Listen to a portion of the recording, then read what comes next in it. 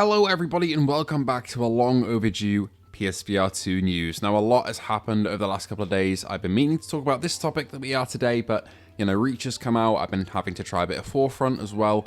And overall, it's just been a bit busy. But I'm here today and we're going to thank our patrons and members who keep the channel going. They're all on screen now. And then we're going to jump straight into this. And feel free to like and sub if you enjoy VR content and PSVR2 in particular.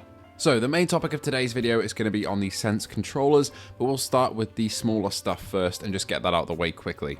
Lumines Arise got a new deep dive. This is the Tetris Effect devs, and this looks like a cool, psychedelic, trippy puzzle game that's coming over on November 11th. That is PSVR2 compatible. We've seen this one before, and it looks like an enjoyable one if you like Tetris Effect. Seems like a decent evolution of that. And again, games like this, I would not play in the flat, but with PSVR2 compatibility, which they say, again, it's optional, you can play the full game in VR, and that would probably convince me to at least try it. We got news from Walkabout Mini Golf as well. This is actually really cool to see, and that's the fact that you can now view your stats in the game. How many lost balls you've got, how bad you are, how good you are. For me, I'm not going to be taking a look at this tab because it's going to show how awful I am at the game, but really cool to see that there included. The Walkabout devs are some of the best in the business, and the new DLC came out not that long ago, so I'd say go support them. They keep adding things that we request, so really cool of them there.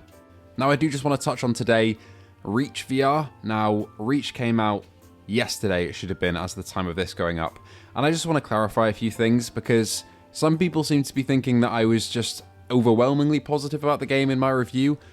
If you've watched it, you'll know that I wasn't, but I just want to kind of make my position clear on that. There's a very good game, for me at least, of what I enjoy out of VR underneath the bugs and glitches that I had.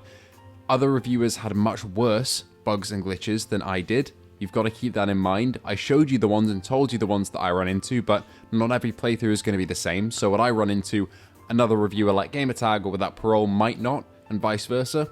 I told you what I experienced. I liked the base game. It was good. I had my problems with the writing, some of the audio, some of the auto-clambering, some of the world building, and some of the visuals all the way through. I had my problems with the game, and for me, if I had to pin a number on it, right now it's probably like a 7 out of 10. With it being patched up, that'd probably move it up to an 8. So I liked it. I didn't absolutely love everything about it, and I just want to make that clear. Because I've gotten a lot of comments saying that I'm lying for some reason.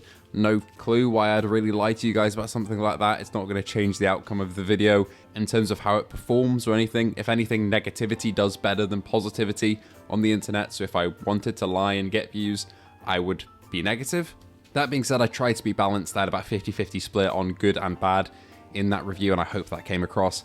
And I also want to make it clear, I've had a couple comments saying that I was paid to do my Reach review.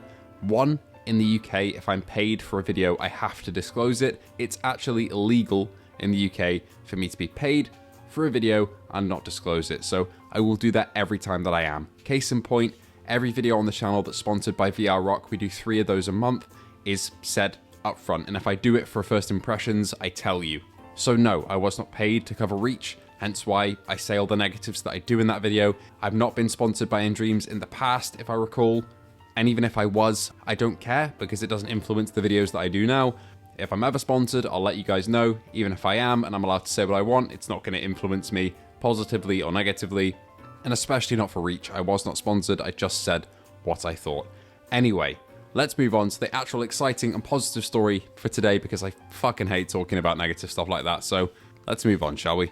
And this is a positive story, but with a bit of a caveat, I might add. So we got finally the release date of the Sense controllers from Apple. So basically, Apple have revealed their M5 upgrade for the Vision Pro. It's $3.5 grand. It's a lot of money, but it's got the M5 chip in it, which is very, very powerful. And it's got a new dual knit band for more comfort. And it also has some more features like higher hertz and all those things. So really cool to see that. It's too expensive for me. I could not justify spending that amount of money on a headset that I'd use probably just for a bit of productivity and travel, even though it is quite big.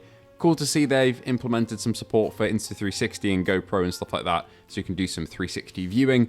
But the main thing here is at the very bottom of the article, which is saying how you can now pick up PSVR2 Sense controllers from November 11th, so same day as Lumines Arise comes out. Now here is the not so positive part of that news. They are $250. And to be honest, in terms of this price breakdown, I understand and expected this a bit. It's disappointing because in Black Friday, you can probably go and buy a headset for maybe $100 more than that, so you might as well just do that. But each of the controllers is worth $100 in this package, essentially, because the charging dock also comes with it, which is like $50.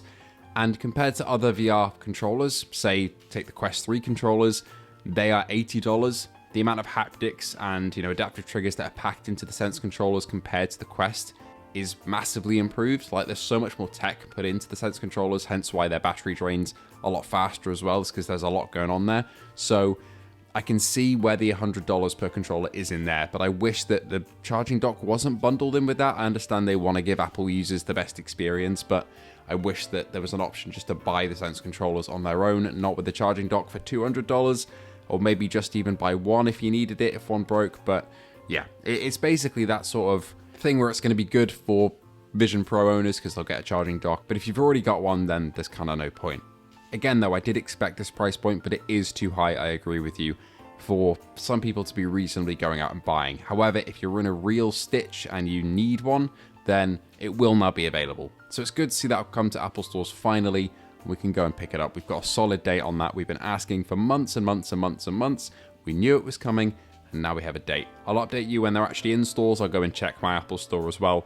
When November 11th rolls around and confirm that I've seen one, I believe it'll be similar price, like £250 here in the UK. So yeah, it's very expensive.